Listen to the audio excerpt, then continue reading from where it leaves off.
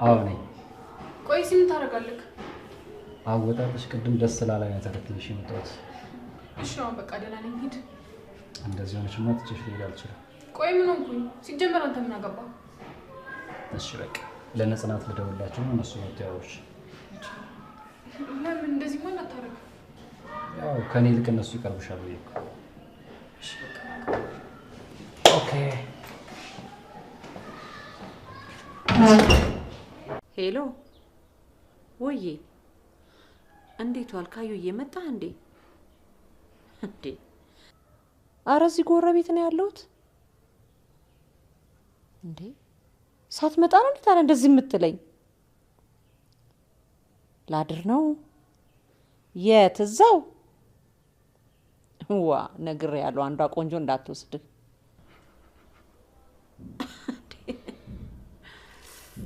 በል በል እሺ እሺ ቻው። ወይ አባትህ እንዴ አባራለሁ ነው የሚለው? አዎ አንዷ ቆንጆ እንዳትወስድህ እለዋለሁ። እንደዛ ካልሽማ መተሽ መጠበቅ ነበርብሽ አላለም? ግን እኮማ መሄድ ነበረብሽ። ተው እባክህ፣ በሄድ ምን ዋጋ አለው ብለህ ነው? እንደ ድሮ እንደው አይጨፈር፣ ወገብ እምቢ ብሏል።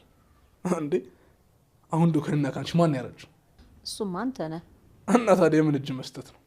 እንደው ቀልዱን ተወውና ምን አዲስ ነገር አለ? እሺ ከየትኛው እንግዲህ ነገርሽ? እንዴ ከቤትህ ነው። ቤቴማ ሰላማዊ ቤት ናት።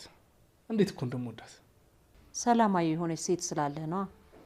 አሁን ሞይ ከላይ እንደ መናኛ ወረደችልኝ።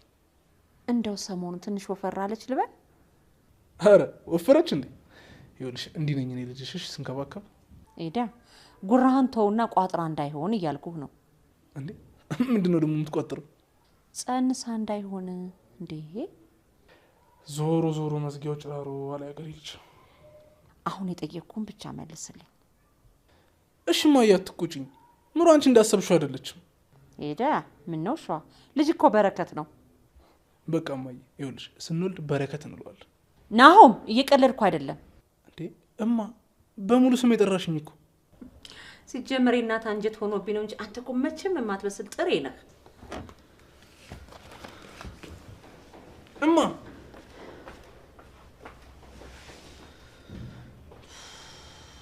አሁን በሰዓት ውለዱ አትውለዱ መጨቃጨቅ